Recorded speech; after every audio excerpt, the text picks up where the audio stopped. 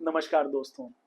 दोस्तों, आज मैं बात करने वाला हूं आप लोगों से अजन्मकृत ऋण दोष के बारे में। क्या होता है अजन्मकृत ऋण दोष, कैसे बनता है और इससे मुक्ति का तरीका क्या है। दोस्तों, आज हम इस पर बात करने वाले हैं। सबसे पहले तो मैं बता दूं दोस्तों, अपनी ससुराल से धोखा करना, अपनी पत्नी से धोखा करना, अपने पत्नी के साथ धोखा करोगे तो ससुराल पक्ष तो वैसे ही बेचारा पीड़ित हो जाएगा। लेकिन जब ससुराल पक्ष के लोगों से पैसे लेना, फिर उनको वापस ना करना, या बहुत ही एक्स्ट्रा दहेज ले लेना, तो इसको अजन्मकृत ऋण दोष कहते हैं। या गर्भ के अंदर अपने बच्चे को ये कह करके अबॉर्ट करवा देना कि वो बेटी है, बेटा नहीं है। बहुत लोग हैं जो पुत्र की लालसा में, पुत्र के लालच में अपने पत्नी का, अपनी बेटी का, अपनी बहू का कितने अबॉर्शन करा देते हैं। तो ऐसे लोग दोस्तों अजन्मकृत ऋण दोष से पीड़ित हो जाते हैं। ऐसे लोगों को भविष्य काल में कभी संतान सुख नहीं मिल पाता।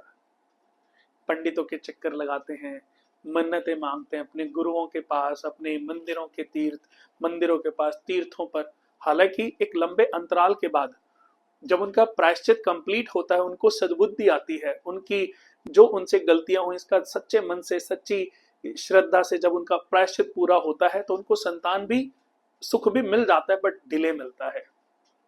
बट मैं कहता हूं कि ये पाप हम क्यों कर रहे हैं, जिसका खामियाजा हमें कई जन्मों तक, हमारे परिवार के सदस्यों को कई जन्मों तक भुगतना पड़े। सबसे पहले तो ये बनता कैसे है वो बताता हूं। जिस जातक की जन्म कुंडली के 12वें भाव में सूर्य, मंगल और शुक्र बैठ जाएं, 12वें भाव में सूर्य, मंगल और शुक्र बैठ जाएं, ऐसा व्यक्ति अजन्मकृत ऋण दोष से पीड़ित हो जाता है। अनबॉर्न डेब्ट्स भी कहते हैं इसको इंग्लिश में। तो अगर आपकी कुंडली में इन तीनों में से कोई भी ग्रह 12वें घर में बैठा है तो आप अनबॉर्न डेब्ट्स यानी कि अजन्मकृत ऋण दोष से पीड़ित हैं। और इसका उपाय है, सूर्य से बना है, मंगल से बना है, शुक्र से बना है, तो एक नारियल रविवार के दिन, शुक्रवार के दिन और मंगलवार के दिन बहते पानी में जल प्रवाह करें और गंगा मैया को प्रार्थना करें कि हे गंगे मैया, पूर्व जन्म में मुझसे जो भी गलतियां हुई हैं उसका मैं प्रायश्चित कर रहा हूं, और ये अपने अजन्मकृत ऋण दोष से मुक्ति के लिए प्रायश्चित भी कर रहा हूं और ये उपाय भी कर रहा हूं। मुझे इस ऋण से मुक्ति दिलाएं और अपना आशीर्वाद दें। आपको संतान सुख भी प्राप्त होगा, आपका ससुराल पक्ष भी ठीक होगा, और ससुराल पक्ष के साथ जैसे आपके माता पिता हैं, ऐसे आपके पत्नी के माता पिता आपके लिए पिता तुल्य हैं। उनकी भी सेवा, उनकी भी केयर आप लोगों के लिए जरूरी है। जितना सम्मान आपकी अपने घर के सदस्यों का आपकी नजरों में होना चाहिए, उतना ही आपकी नजर में आपकी पत्नी और आपके पत्नी के माता पिता का, उसके परिवार का होना चाहिए।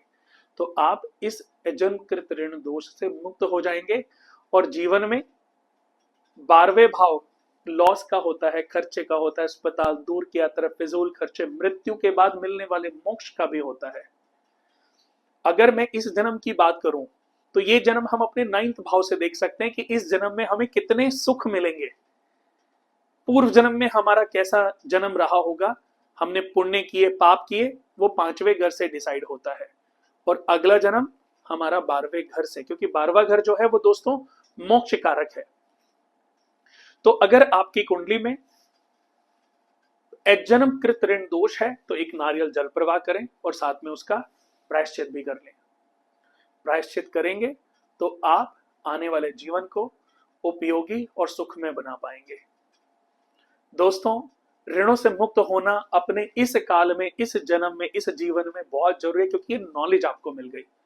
अगले जन्म में पता नहीं मिलेगी, नहीं मिलेगी, कितने जन्मों तक मिलेगी, नहीं मिलेगी, पता नहीं।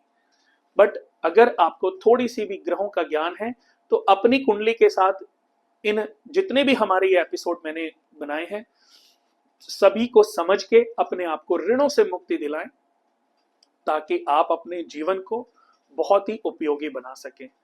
जीवन में बहुत सारे ऐसे 450-500 योग होते हैं। अच्छे योग भी होते हैं, खराब योग भी होते हैं।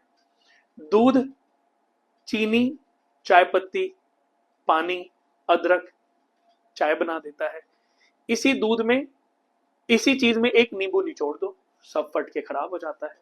तो ये कॉम्बिनेशन है। चंद्र गुरु साथ बैठ जाए तो गज केसरी योग है, यही चंद्र राहु के साथ बैठ जाए तो चंडाल योग बनता है। यही तीसरे घर में बैठ, छठे घर में बैठ जाए शत्रु का विनाश करता है, यही सातवें घर में बैठ जाए तो मैरिड लाइफ को डिस्ट्रॉय कर देता है। बट ये मैरिड लाइफ में क्यों आया? क्योंकि आपके पाप कर्म की सजा आपको मिलनी थी इस जन्म में। जब तक प्रायश्चित पूरा नहीं होगा आपको इस भाव के, उस भाव के लाभ मिलेंगे नहीं। तो दोस्तों, अगर वीडियो अच्छा लगे तो उसको शेयर जरूर करें।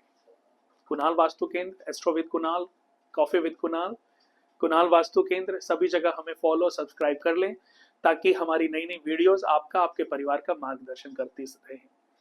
और हमारे इन वीडियोस पर कमेंट्स जरूर लिखें अच्छे लगे तो, और इनको शेयर जरूर करते रहें। नमस्कार।